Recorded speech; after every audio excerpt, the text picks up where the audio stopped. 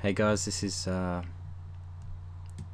Rogue speaking, and I'm gonna do a little tutorial for you all.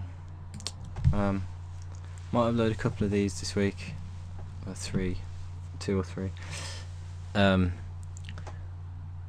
just want to say before I start though that everything I do is basically what I know now, and not, you know, it might not be right. I don't even know myself. This is me right now, what I do, and whether it's right or wrong I don't know, but I'm just teaching you what I do. So bear that in mind as I teach you. So there's various things that I'm basing this on demos that people have sent me, really, of their songs and what I've thought and what it needs. So I'm going to start with let's see, I think quite a big thing is sidechaining, and people sidechaining, and people not knowing how to sidechain and what to sidechain. So I'm going to show you how I sidechain. So right now I'm just going to go into this panel, this thing. I don't know, it depends what I want to sidechain. I guess I'll just I'll get massive. Right, make a new sound. This doesn't really matter what you use.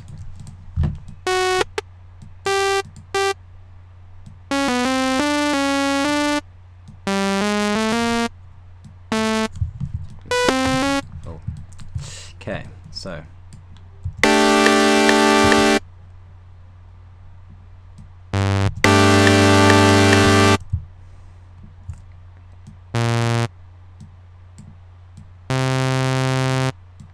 just gonna make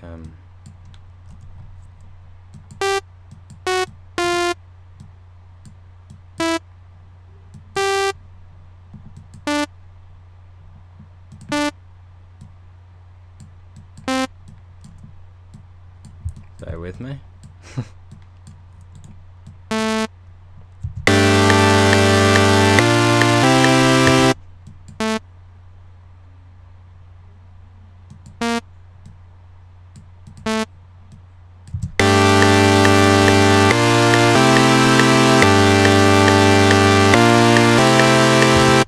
Okay, so there's a little. I'm going to link that to, say, it doesn't matter which one you link it to. Pop on an EQ, which you always do. Not that I'm showing you how to EQ this, but cut off all that low end. Bring down a bit of that. As I say again, this is what I don't know what the right way or wrong way is. I guess there's no right way or wrong way when it comes to producing. It's just, you know, what sounds good, I guess. And if it sounds good and clean, then, you know, you're on the right track. And everyone's always working for towards a better sound. I'm working towards a better sound, so this is where I am right now. But get a bit high end up. Some of those low mids, take them out.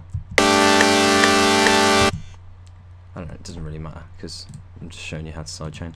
So I'm gonna go on track 13, doesn't matter which track, and put this as all in capitals, and make it green. That's what I usually do. All. Then I'm gonna link that to all and unlink it from the master. So that goes, the massive is now going into all, and then into them and out through the master. Okay, and on all I'm gonna put, I'm gonna make a new one next to all called controller.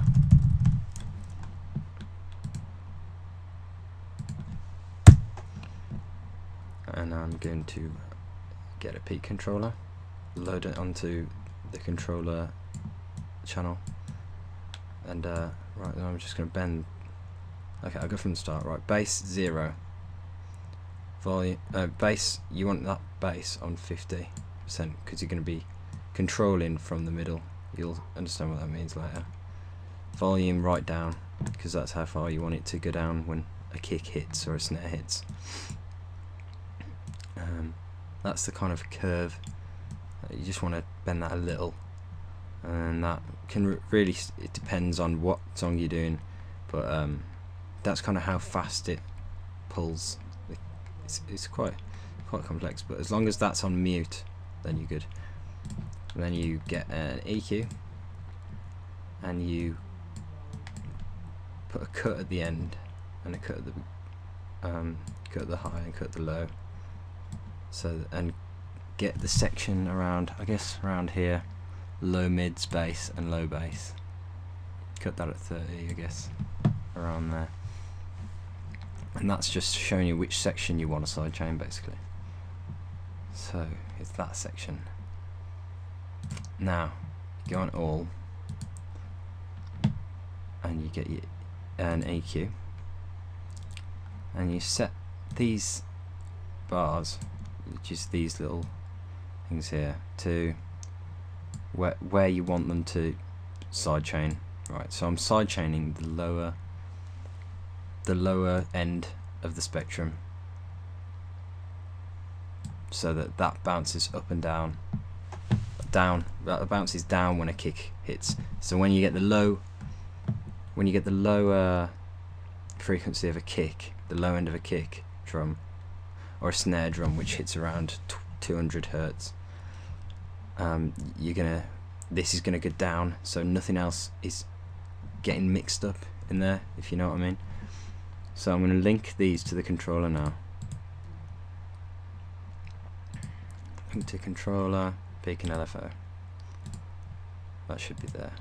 Link to controller, peak and LFO. Link to controller, peak and LFO. Right, now you're going to want to load a kick and a snare. Just doesn't matter. Well, whatever kick you've got or whatever snare you've got. Doesn't really matter. That's not a great one, but I'll just get the one that I sometimes use. Where are you? Where are you? Oh my life. Hats. Unlock hats. Kicks. Here we go. Unlock kicks.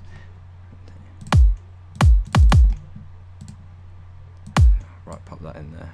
Go on pattern 2. Kick, kick, kick, kick. Let's set this to 130 as well. So around house tempo. Just to 140 is too fast to be having. So we got that. Take the metronome off. We've got that. Link it to channel 1. I always have my kick on channel 1. Now if you link that to controller, it doesn't matter about unlinking it from the master because this is on mute, if you remember. That's on mute. So just stop that a sec. So kick, link to controller, all has this EQ which is linked to controller, and the kick is linked to the controller. So there you see it's going up and down. Whenever the kick hits, it goes down, and that means that when that plays, so when pattern 1 plays and it plays those chords, it'll take out all the lows that are hanging around. Now that's not the end of the tutorial, so bear with me.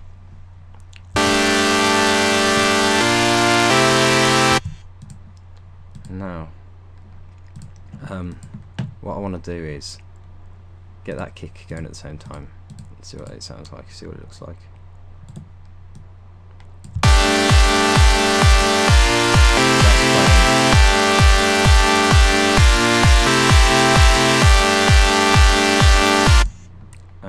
Now what I want to do is, that's not quite enough, and you can argue against this. It's just, this is what I do. I don't know, it seems to work for me. I put fruity balance on all. Some people say, what's the point of sidechaining the whole thing when what's the point of sidechaining the lower end of the spectrum when you're sidechaining the whole volume of it anyway? And I don't really know, to be honest, but it just gives a better effect. So I've got an automation on the balance. Right, I'll just look at that again. Balance, fruity balance on the all channel. Automation on the volume. Okay, so that's the volume of anything that's linked to all. And I'll link numerous synths to all. Okay. And then I'm gonna just automate it myself, the side chaining. So I'm gonna copy that value so that it doesn't forget. And that's 80%, I think. Paste it there. Okay. Just create the side chaining manually. Paste value. Create a curve. Then you can choose what kind of curve you want as well. If you want, or a curved curve. Right, so you can have a slanted curve or a straight curve or whatever you want, but usually you have it around, you know, there, curved like that. And then when the kick hits, you can hear it, and it should be that when you've got it like that, the kick shouldn't change volume at all when it gets to the part where there's other stuff happening. It should be same volume. So when the chords start, the kick should stay the same. That's if everything's right.